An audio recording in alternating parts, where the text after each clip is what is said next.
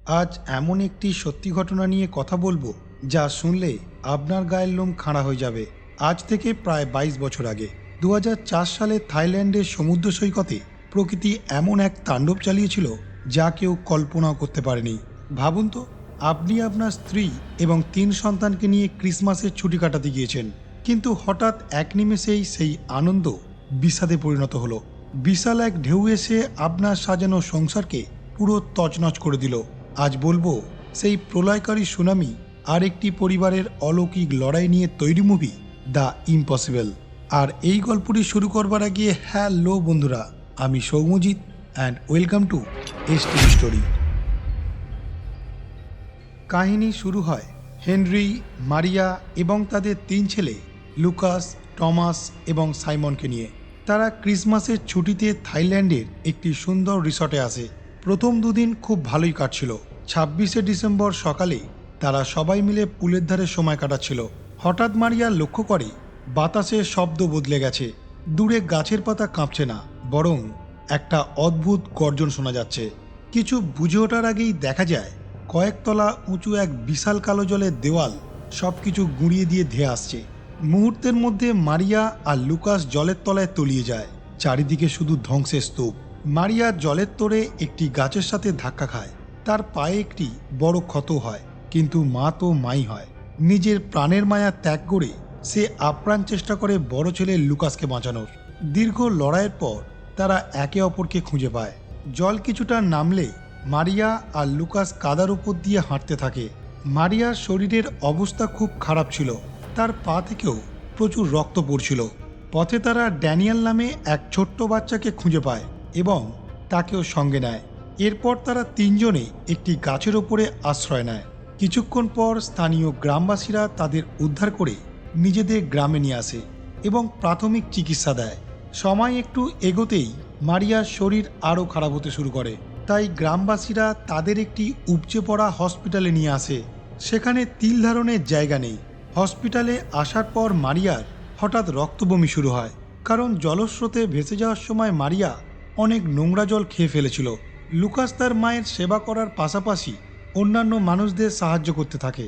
হসপিটালের ভয়ানক পরিস্থিতির মাঝে দেখা যায় কেউ তার বাবাকে খুঁজছে, কেউ আবার তার সন্তানকে। একটি মানুষ যখন তার সন্তানকে খুঁজছিল, লুকাস তার কাছ থেকে ছেলের সমস্ত ডিটেলস নিয়ে নেয় এবং তার সাথে সেই হসপিটালে থাকা সমস্ত মানুষদের কাছ থেকে তাদের আপনজনদের ডিটেলস নিয়ে সে মানুষগুলোকে খুঁজতে থাকে নিজেদের আপনজনদের সাথে মিলিয়ে দেওয়ার জন্য। যেই মানুষটি তার সন্তানকে খুঁজছিল, লুকাস সেই মানুষটির সাথে তার সন্তানকে মিলিয়ে দেয়। এই আনন্দের কথাটা সে যখন তার মাকে বলতে আসে, তখন দেখে মা যেখানে ছিল সেখানে নেই। অনেক খোঁজার পর লুকাস যখন তার মাকে খুঁজে পায় না, তখন সে বিশ্বাস করে নেয় হয়তো তার মা আর এই পৃথিবীতে নেই। সেই সময় একজন মহিলা তাকে একটি ক্যাম্পে নিয়ে আসে, যেখানে বাচ্চাদের রাখা হয়েছিল, এবং তার শরীরে একটি ট্যাগ লাগিয়ে দেয়। চোখের সামনে পুরো পরিবারকে হারিয়ে লুকাস কান্নায় ভেঙে পড়ে। অন্যদিকে দেখা যায় হেনরি আর তার 2 ছোট্ট ছেলে তখনও বেঁচে আছে, কিন্তু তারা জানতো না মারিয়া আর লুকাস কোথায়। হেনরি তার 2 ছোট্ট ছেলেকে নিরাপদ আশ্রয়ে পাঠিয়ে দিয়ে পাগলের মতন স্ত্রী আর বড় ছেলেকে খুঁজতে থাকে। দিন শেষে রাতের বেলায় অসুস্থ হেনরি যখন রাস্তায় চলে আসে, তখন একদল মানুষ তাদের গাড়ি করে তাকে নিরাপদ একটি জায়গায় নিয়ে আসে। দেখা যায় সেখানে থাকা সবাই নিজেদের পরিবারকে হারিয়ে অনেক কষ্টের মধ্যে আছে। একজন ব্যক্তি হেনরিকে তার ফোন দিয়ে বলে সে যেন তার বাড়িতে ফোন করে এবং তাদের অবস্থার কথা জানায়।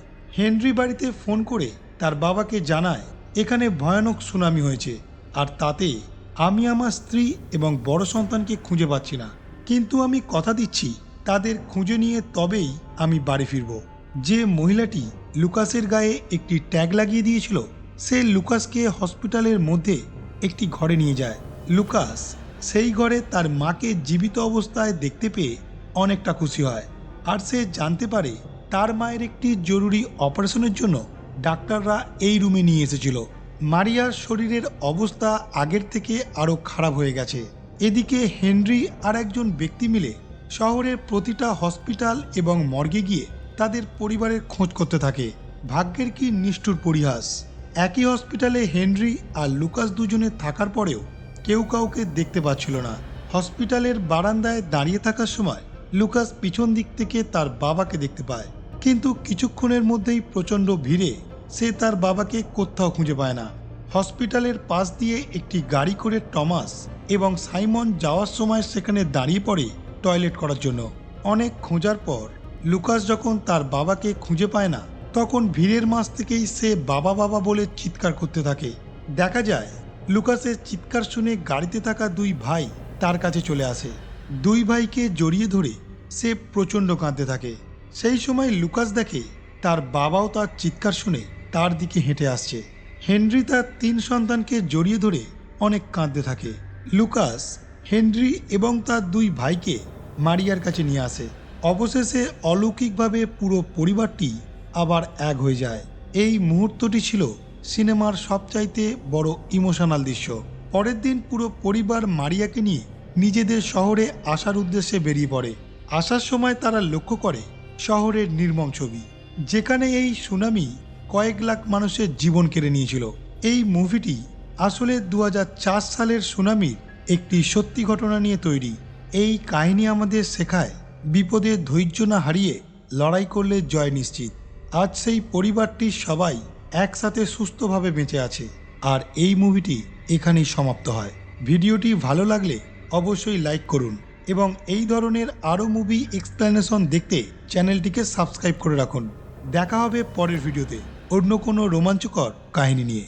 তাহলে আজকের মতন বাই।